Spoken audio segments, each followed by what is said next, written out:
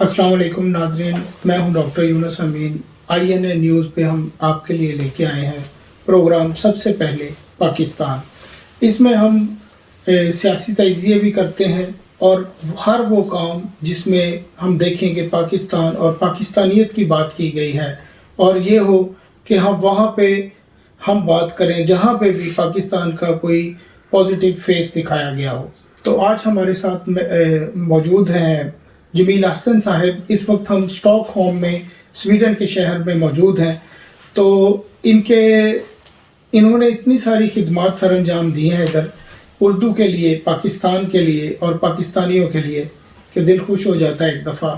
یہ احساس ہوتا ہے کہ ان جیسے نفیس انسان ہر شہر میں ہوں، ہر دنیا کے ہر کونے میں ہوں، جو ہماری قومیت کے پرچار کو آگے لے کے چل سکیں۔ آپ کو ہم خوش آمدید کہتے ہیں۔ بہت بہت شکریہ جناب، میری خوش نصیبی ہے کہ آج ڈاکٹر یونس امین صاحب اپنا وقت نکال کر میرے ساتھ بیٹھے ہیں۔ بہت شکریہ سر۔ اچھا سر، آپ تھوڑا سا ذرا بتائیں گے کہ آپ پاکستان کہاں سے ہیں، کیسے ابتدائی تعلیم حاصل کی آپ نے؟ جی، میرا بنیادی تعلق ملتان شہر سے ہے اور بنیادی تعلیم ملتان میں ہی حاصل کی۔ اس کے بعد پھر یونیورسٹی تعلیم کے لیے پھر میں لاہور میں آیا، پنجاب یونیورسٹی میں علی کالج میں نے BCom آنرز کیا۔ اور اس زمانے چونکہ ملتان سے مجھے شعر و شاعری کا اور لکھنے پڑھنے کا شوق تھا، اور خاص طور پہ اردو سے بڑی رغبت رہی۔ میرے والد صاحب اور میرے پاپا اس لائن کے بندے تھے، تو جب میں لاہور میں آیا تو مجھے حلقہ ارباب ذوق اور کافی وہاں احباب ملے ایسے جو ادب سے وابستہ تھے۔ تو اس طرح پھر کالج کی تقاریب میں اور مشاعروں میں اور کالج کی طرف سے مختلف شہروں کے مشاعروں میں جو ایک پرنسپل ٹیم تھی اس میں میرا نام تھا۔ بہت اچھا۔ تو میں نے لیا لائل پور اس زمانے میں تھا جی، اور خود میں نے یعنی ملتان میں آ کر لاہور سے گورنمنٹ کالج ملتان میں مشاعرہ پڑھا، لیکن ہم نے شمولیت کی علی کالج سے ملتان میں، جس کی صدارت جناب احمد ندیم قاسمی صاحب نے کی تھی۔ بہت اچھا۔ تو ایک یادگار لمحہ تھا۔ تو یوں میری شعر و شاعری کی آبیاری ہوئی اور میں نے تعلیم کامرس کی حاصل کی، لیکن سر سویڈن کیسے آ گئے، کیوں آ گئے، کیا وجہ تھی؟ جی، سویڈن 67-68 میں میرے دوست غلام فرید صاحب جو اب ڈنمارک میں ہیں وہ یہاں تشریف لائے، اور وہ مجھے پہلے بھی آمادہ کرتے تھے بھئی باہر نکلیں، کہیں ہم اپنا رزق کو بہتر کریں، تعلیم کو بہتر کریں، اپنے کینوس کو بہتر کریں، بڑا کریں۔ تو وہ آ کے پہلے سیٹل ہو چکے تھے، تو انہوں نے مجھے پھر مدعو کیا کہ بھئی اب تعلیم تمہاری ختم ہو گئی ہے اور تم نے 2-3 سال پاکستان میں سروس بھی کر لی ہے، تو بہتر ہے اب آؤ۔ تو پھر میں کوپن ہیگن سب سے پہلے آیا تھا، جی، لیکن وہاں نہیں سیٹل ہو سکا۔ پھر میں یہاں آ گیا، یہاں اپسالا یونیورسٹی میں نے داخلہ لیا۔ اس کے بعد پھر میں اسٹاک ہوم شفٹ ہو گیا، چونکہ سب پاکستانی یہاں تھے، لیکن اس زمانے میں اتنے پاکستانی یہاں نہیں ہوتے تھے۔ جس زمانے میں 89 میں ہم نے ایشین اردو سوسائٹی کی بنیاد ڈالی، جی، تو آپ یقین کریں 3-4 ہزار پاکستانی۔ اچھا، ایشین، سوری آپ کی بات کر رہے ہیں، ایشین اردو سوسائٹی جو آپ نے بنائی، اس کے کیا مقاصد تھے؟ اس کے بنیادی مقاصد تو ادبی اور اپنا ملکی جو ہے اپنا ہمارا تہذیب و تمدن کو آگے اس کے فروغ کے لیے، جی، اور صاف ظاہر ہے اردو زبان کی اس کے لیے آبیاری، تبھی اس کا نام ایشین اردو چنا گیا۔ جی، جبکہ ہمارے پروگراموں میں بے شمار، میں خود بھی اردو سپیکنگ نہیں ہوں، تو بے شمار جو دوست تھے ہمارے جنہوں نے آج تک میرا ساتھ دیا، بلکہ اب بھی دے رہے ہیں، جی، تو ان کا تعلق اردو سے اس نسبت سے نہیں ہے، لیکن چونکہ قومی زبان ہماری اردو ہے، ہماری رابطہ کی زبان اردو ہے، تو اس وجہ سے سندھی بھی ہمارے دوست محترم رحمت علی صاحب تھے، جی، جی، جی، اور اس طرح سب نے مل جل کے اس کا ساتھ دیا. تو ایشین ہم نے یوں رکھا کہ ہمارے چاہے وہ بنگلہ دیش سے ہوں, چاہے پاکستان سے, چاہے انڈیا سے, تاکہ وہ مل جل کے ادبی سرگرمیوں کو آگے کریں. بہت اچھا جی. آپ نے یہ سارا سفر جو کیا, اس میں آپ نے کتنی کتب سر آپ کی جو شائع ہو چکی ہیں؟ جناب میری اس وقت 5 کتب آ چکی ہیں, اور صحافت سے بھی میرا تعلق رہا, چونکہ میں ایشین اردو سوسائٹی کے تحت پرچہ منزل کے نام سے نکالتا رہا 24 سال, اور وہ ایک زمانے میں بڑا پاپولر رہا جبکہ یہ مس میڈیا کی یوں بھرمار نہیں تھی, نہ ٹی وی چینل تھے, نہ انٹرنیٹ, نہ ٹیلی فون میں یہ سب باتیں تھیں. تو لوگوں کے پڑھنے کے, خبریں ملنے کے یہی طریقے تھے, اخبار یا ریڈیو وغیرہ. تو اس وقت تو اس سے میں صحافت سے بھی منسلک رہا ہوں کئی سال. میں نے بڑے انٹرویو کیے, عبدالستار ایدھی کا انٹرویو میں نے اس میں چھاپا. اس طرح بڑے اہم شخصیات اور خاص طور پہ ادبی لوگوں کے انٹرویو اس میں چھپے ہیں. امجد حسن امجد صاحب کا ہے اور بہت سارے جی. اور میں ہر پرچے میں اپنا ایک مضمون بھی دیا کرتا تھا, اور اس طرح ہم نے اس کو آگے بڑھایا. جہاں ان کی تحریروں کی, کتابوں کی بات ہو رہی ہے, تو میں آپ کو دکھانا چاہوں گا. یہ ان کی کتاب ہے ہجرتوں کا سفر, خوبصورت ٹائٹل کے ساتھ. نظم اور غزل ہے سر جی, نظمیں غزلیں ہیں, نظمیں اور غزلیں, اور یہ کراچی میں چھاپی تھی سخن دوست والوں نے. اور جیسا کہ یہ دیکھ سکتے ہیں, یہ لاہور میری پڑھائی کا شہر, اور یہ سویڈن یہاں کا یہ جو ہے جہاں نوبل پرائز دیا جاتا ہے, یہ سٹی ہال بہت مشہور ہے. تو یہ اچھا جی. یہ دوسری کتاب ان کی ہے لفظ پر رکھتے ہیں.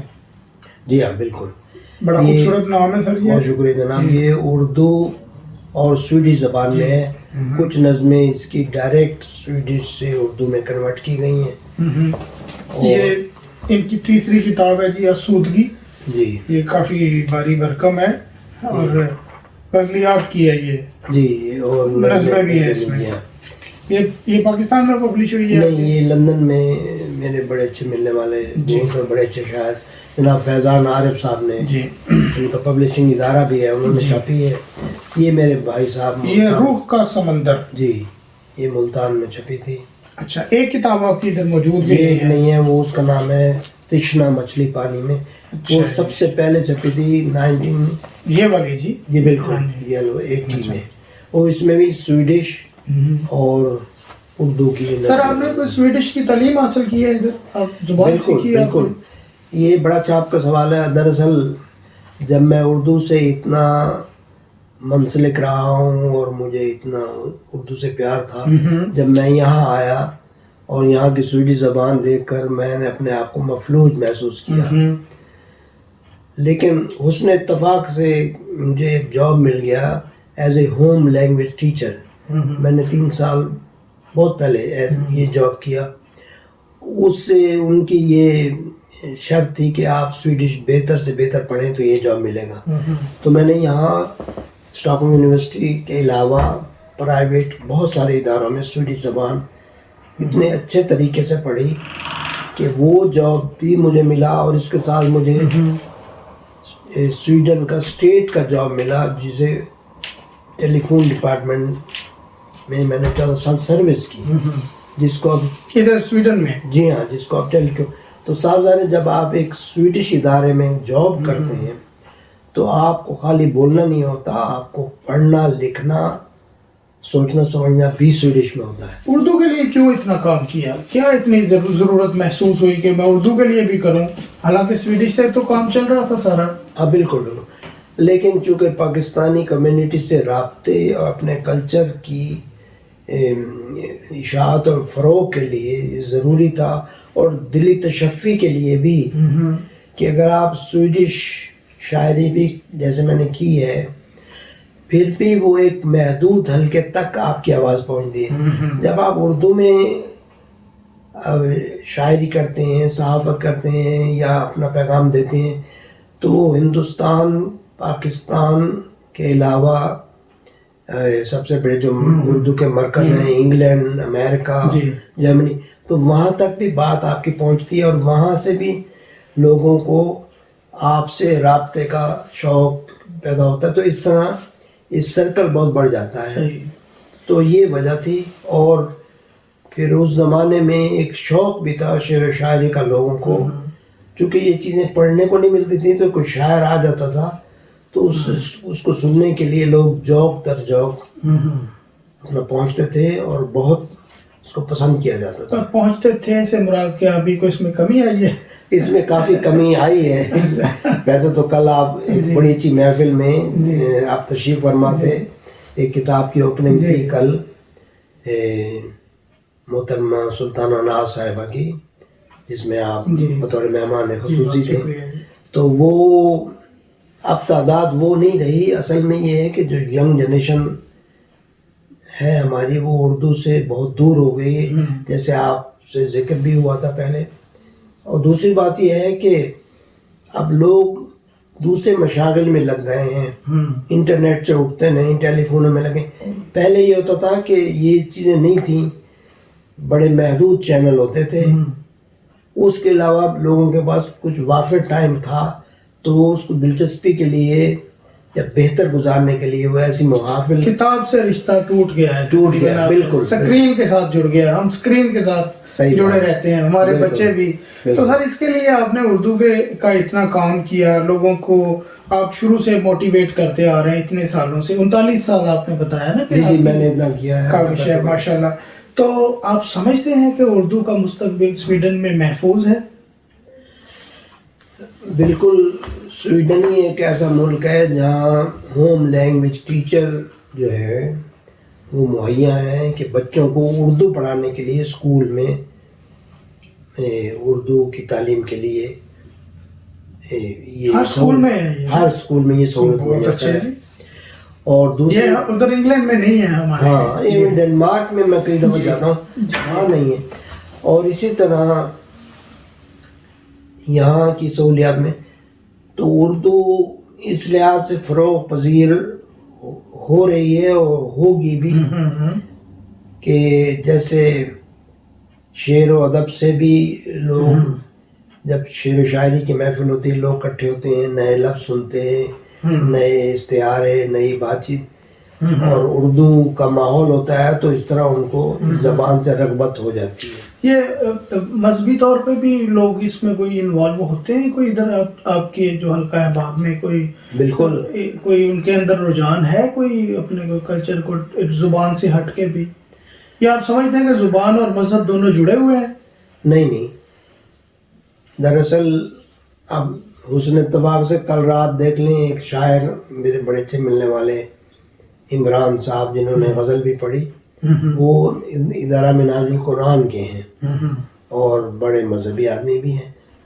تو میں سمجھتا ہوں مذہب اور ادب یہ مل کے چل سکتے ہیں.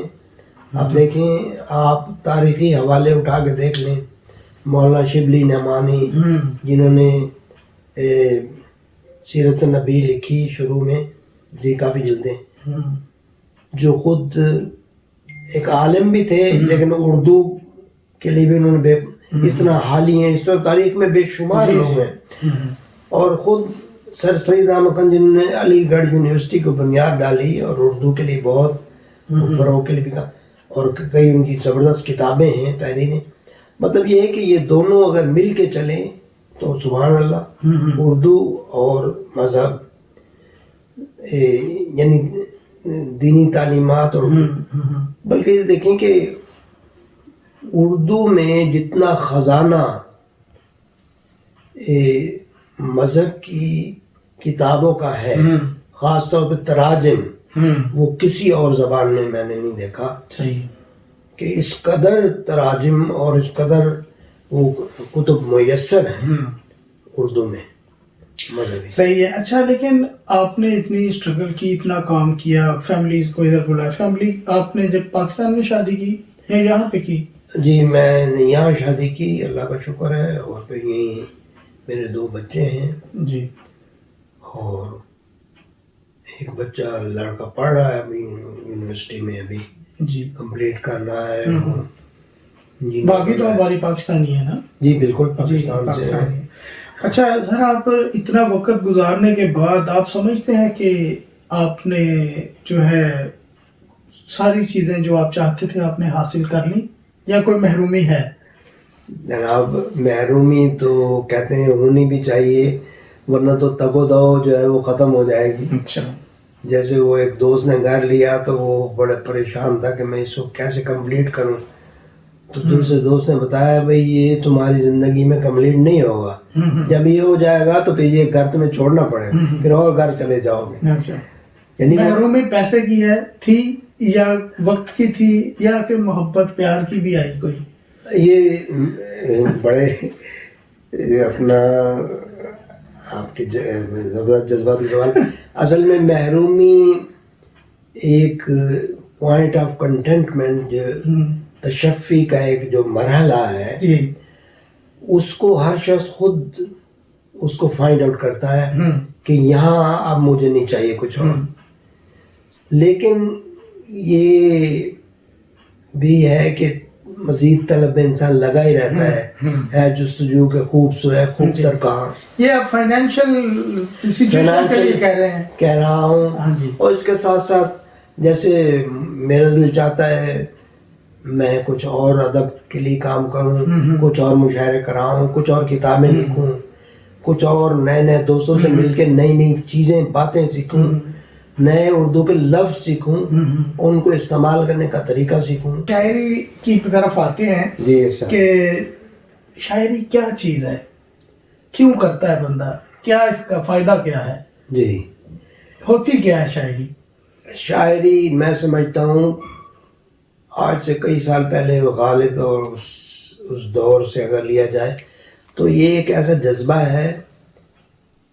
اس وقت تو خیر ایک شوق تھا نا، نئی نئی لفظیات کا اور ڈکشنریاں لفظ، اور پھر دوستوں میں بیٹھ کے ایک دوسرے بتایا جاتا تھا کہ یہ یوں استعمال ہوتا ہے یہ۔ اب ایک اور دور آیا، پھر اب جو دور ہے اس میں یہ شوق تو بالکل ہی ختم ہو گئے۔ یعنی کہ جذبہ بھی ہے اور شوق بھی ہے، یا صرف جذبہ ہے؟ نہیں، جذبہ شوق دونوں ہیں، اور اس کے علاوہ ایک جو اس میں اہم چیز ہے وہ ہے ایک آپ کی ذاتی، ہر انسان کی پرورش میں ایک عنصر شامل ہے، جسے کہتے ہیں نا وہ گھٹی میں یہ بات شامل ہوئی۔ تو یہ میں اس بات پہ بھی یقین رکھتا ہوں کہ میں نے اکثر شاعروں سے میں ملا ہوں، پاکستان میں بھی اور دنیا کے مختلف، میں نے ان کو شاعر پایا جو نامساعد حالات سے گزر کر اپنی زندگی کی میں نے کسی امیر لڑکے کو بہت کم شاعر پایا، اور کسی امیر سر پھرے تو نہیں کرنا چاہیے کسی۔ سر یہ یورپ میں جو آگے ہیں، یا یہ جو ویسٹ میں یا امریکہ کینیڈا میں آسٹریلیا میں یو کے میں لوگ، یہ تو سارے خوشحال ہیں۔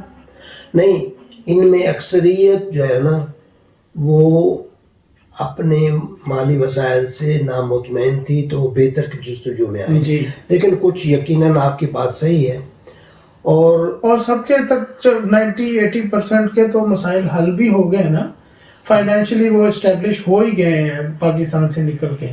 بالکل آپ کی بات، تو پھر شاعری چھوڑ دیں گے وہ کیا کریں؟ کیا نہیں، ان کے لیے پھر نئے نئے موضوعات بھی تو آتے ہیں نا۔ آپ یہ دیکھیے کہ موضوع جو شاعری ہے، جس طرح آرٹ ہے، آرٹ کی مختلف فارمیں تھیں، اب اور آ گئی، اب اتنا آگے چلا گیا مجسمہ یعنی کہ اس میں یہ ہو گیا سر، آپ کی بات کاٹ رہا ہوں میں، اس کا یہ مطلب ہو گیا کہ جو باہر آ گئے ہیں ان کے وہ ایک محرومی تو ختم ہو گئی جو مالی تھی، دوسری محرومیاں شروع ہو گئی، گھر بار کی، فیملی کی، ماں باپ کی، جو ادھر، تو ان کا رجحان ادھر مولڈ ہو گیا، اور وہ شاعری، یہ آپ کے کہنا چاہ رہے ہیں؟ بالکل سر ہمیں آپ کوئی شاعری اپنی سنائیں، کوئی ہمارے ناظرین کے لیے کوئی خوبصورت سا کلام سر پتا ہو۔ سب سے پہلے تو میں ایک چھوٹی بہر کی غزل، جیسے آپ کو بھی پسند ہے جی، وہ پیش کیے دیتا ہوں کہ لمحے امرت گھولیں گے، لمحے امرت گھولیں گے آپ کبھی جو بولیں گے، لمحے امرت گھولیں گے آپ کبھی جو بولیں گے، اور منزل بھی مل جائے گی ہاں ساتھ کسی کے ہو لیں گے. کیا بات ہے. منزل بھی مل جائے گی ساتھ کسی کے ہو لیں گے. رات ذرا جب بھیگے گی یاد کے پرچم کھولیں گے. واہ واہ. رات ذرا جب بھیگے گی یاد کے پرچم کھولیں گے. اور جینا خواب ہوا جاتا ہے مر کر آنکھیں کھولیں گے. واہ واہ واہ. جینا خواب ہوا جاتا ہے کیا کہنے. مر کر آنکھیں کھولیں گے. اور یاس کا کوہرا چھٹ جائے گا آس کے پنچھی بولیں گے. یاس کا کوہرا چھٹ جائے گا آس کے پنچھی بولیں گے. اور دکھیا لوگوں کے ہر غم کو دکھیا لوگوں کے ہر غم کو دل میں جمیل سمو لیں گے. واہ واہ واہ.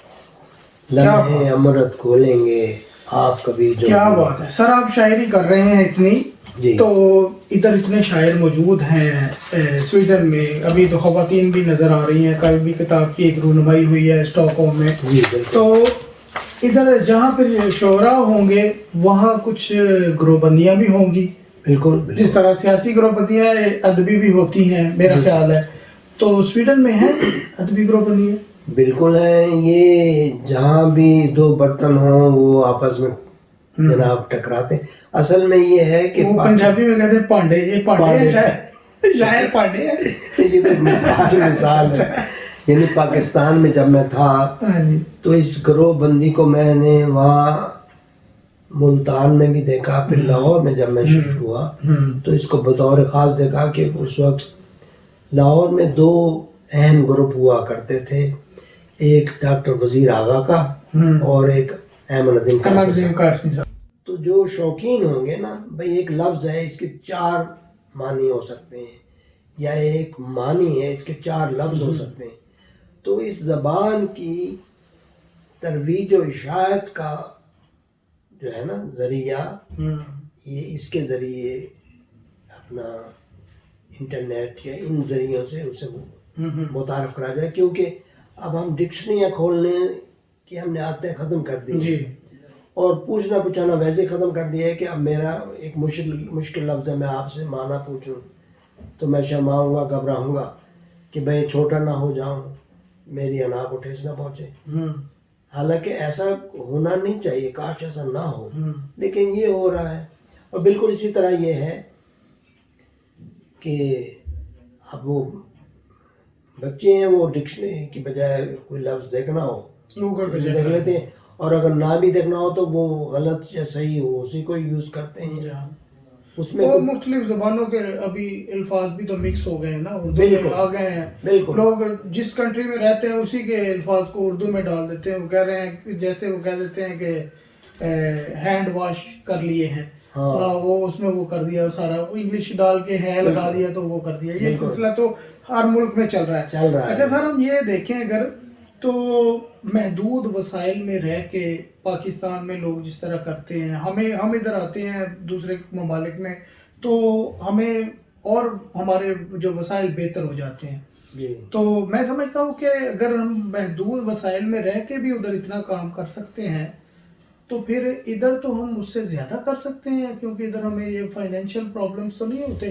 بالکل. نہ لوڈ شیڈنگ کا مسئلہ نہ ڈسٹ کا مسئلہ نہ کچھ اس طرح کی. تو ہم تو زیادہ کام کر سکتے ہیں ادھر. بڑا اچھا آپ نے یہ بات آپ نے پوائنٹ آؤٹ کی. دراصل یہ ہے کہ ہمارے وسائل کچھ بہتر ہوئے ہم کچھ آسودہ ہوئے لیکن اس کے ساتھ ہی پھر ہماری جو ہے ترجیحات وہ مختلف ہو گئی. حرص بڑھ گئی ہماری. حرص بڑھ گئی. ترجیحات مختلف ہو گئی نا. اب یہ دیکھیں کہ میں نہیں جیسا یورپ میں لوگ رہتے ہیں ویسے تو انسان طبعاً اس کو آرام چاہیے اس کو تفریح چاہیے. اچھا اب یعنی ہم اس کو آج کے دور پہ منطبق کر لیں تو آرام اور تفریح کے بعد جو ہمیں کام کے بعد جو وقت ملتا ہے ہم چاہتے ہیں اس کو اچھے مصرف میں لائیں. اب 2-3 اس کے مصرف ہو سکتے ہیں. افادیت میں ہوگا وہ مقصد تو آپ اپنے ایفرٹس کو لگائیں گے آپ کو ملے گا کچھ نہیں. اور تفریح ہوگی تو آپ کو تھوڑی آسودگی ملے گی. جی ہمارے پاس بڑا ہے کم ہے وقت اس وقت جی تو میں چاہ رہا ہوں کہ کوئی ایک دو سوال آپ سے کر کے پھر آپ کے کچھ اشعار جی سنیں. ضرور اور ضرور انشاءاللہ. یہ جو ایک چیز ہے سر کہ ہم نے ترقی پذیر ممالک میں کامیاب انسان جو ہے وہ انسان نہیں رہتا. وہ جب اس کے پاس اختیارات آ جاتے ہیں یا پیسے آ جاتے ہیں تو پھر وہ حک رک جو اس سے ہوتا ہے وہ کرتا ہے.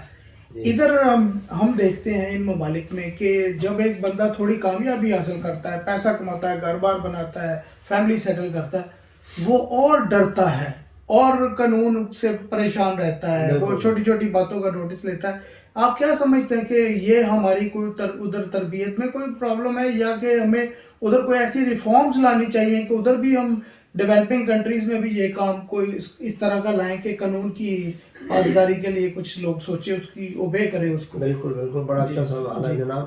اور بالکل یہ آپ نے صحیح کہا کہ یورپ میں چونکہ جتنا آدمی بڑھتا جاتا ہے وہ سمجھتا ہے میں زیادہ ذمہ دار ہو گیا ہوں, اور اس لحاظ سے وہ اپنے آپ کو اور پالش کر کے بہتر کر کے پیش کرنے کی کوشش کرتا ہے, زیادہ قانون کی پاسداری کرتا ہے. لیکن ستم یہ ہے کہ ہمارا جو جاگیردارانہ نظام ہے اس نے لوگوں کے دماغ کو اتنا یعنی جھنجھوڑ کے رکھ دیا ہے کہ اب ہمیں اپنی اغراض و مقاصد کے علاوہ کچھ نظر آتا ہی نہیں ہے کہ یہ ملکی مفاد ہے, یہ ذاتی مفاد ہے, یہ مذہب کے خلاف بات ہے, یہ ادب اور انسانیت کے خلاف بات.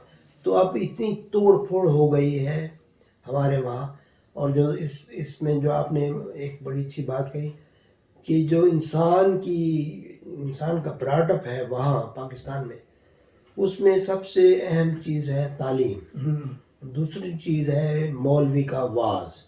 ہم تقریریں سن سن سن سن سن کے اب مجھے حیرت ہوتی ہے. صبح آپ ریڈیو پہ تقریر سن رہے ہیں, دوپہر کو سن رہے ہیں, رات کو سن رہے ہیں, شام کو سن رہے ہیں, حتیٰ کہ وزیر اعظم بھی تقریر کر رہے ہیں تو ساتھ آپ کو وہ جناب اپنا عشائیہ کھلا رہے ہیں تو تقریر بھی ساتھ لپیٹ کے دے رہے ہیں آپ کو. تو اٹس ٹو مچ. اصل میں تقریروں سے اجتناب کر کے عملی طرف کرنا چاہیے. صحیح ہے. اور یہ نظام تعلیم کو بہتر کرنا نہایت ضروری ہے. اور یہاں سب سے اہم جو نقطہ میری خام خیالی میں ہے وہ یہ ہے کہ جو علماء کا ایک طبقہ ہے جن کا اثر اور بالکل کم سے کم ہوتا چلا جا رہا ہے, کہ ان کا کوئی رول ہی نہیں رہا آج کے دور میں. یعنی آج سے 30 سال پہلے میں جب پاکستان جاتا تھا, یعنی کہ بہت ساری ریفارمز کی ضرورت ہے بہت زیادہ, خاص طور بالکل. لیکن جب ہم بات کرتے ہیں آپ جیسے لوگوں کی جو باہر آئے ہیں اور انہوں نے آ کے پاکستان کا ایک پازیٹیو فیس لوگوں کو دکھایا, تو میں سمجھتا ہوں وہ کسی نے کہا ہے نا کہ جہاں رہے گا وہیں روشنی لٹائے گا. بے شک کسی چراغ کا اپنا مکان نہیں ہوتا, تو آپ تو روشنی ادھر پھیلا رہے ہیں نا.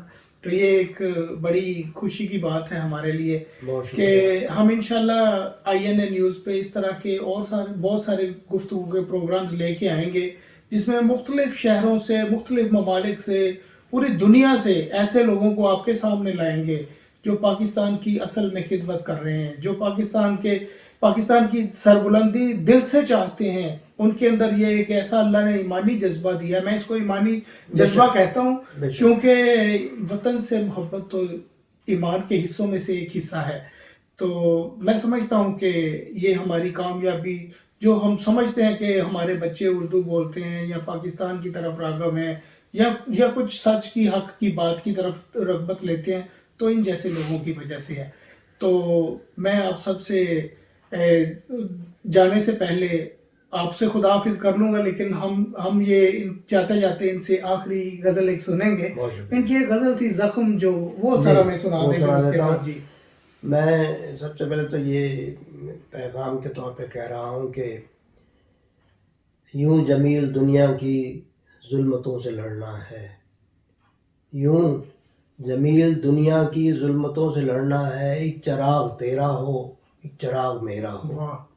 اور میری ایک سویڈش میں نظم بڑی مشہور ہوئی تھی کافی سال پہلے, اس کا اردو میں بھی ترجمہ کیا اور نہایت مختصر اور بڑی خوبصورت. ابھی میں کراچی میں تھا تو ایک مشاعرے میں نے پڑھی,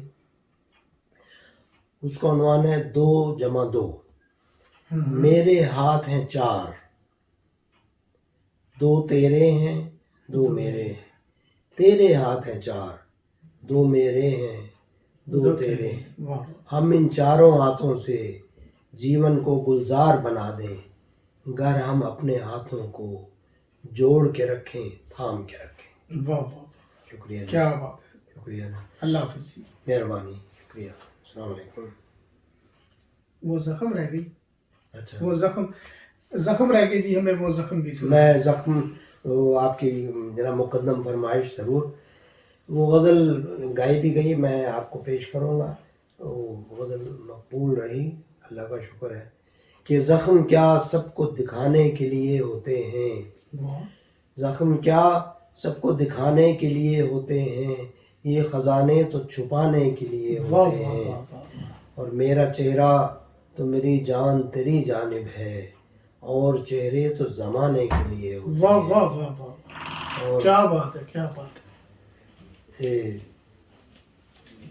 دل کی بستی جو اجڑ جائے تو بستی ہی نہیں، واہ واہ شہر اجڑیں تو بسانے کے لیے ہوتے ہیں، واہ واہ، اور روح افلاک پہ پرواز کیا کرتی ہے، روح افلاک پہ پرواز کیا کیا کرتی ہے، کہیں، کیا کہیں، دل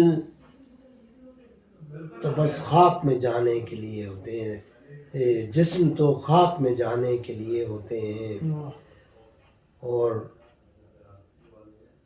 دل کی آواز اگر شعر میں شامل ہو جمیل، ہاں ہاں شعر محفل میں سنانے کے لیے ہوتے ہیں۔ واہ، میں آپ کا بہت شکر گزار ہوں جی، کہ میری وساطت سے یہ پیغام کچھ پاکستانیوں کو، کچھ احباب کو ملے گا، اور اس طرح شاید کوئی کام کی بات کسی کے کان میں پڑ جائے۔ ناظرین، شکریہ۔ ہم بہت شکر گزار ہیں جمیل احسن صاحب کے کہ انہوں نے اتنا وقت ہمیں دیا اور اتنی خوبصورت گفتگو کی۔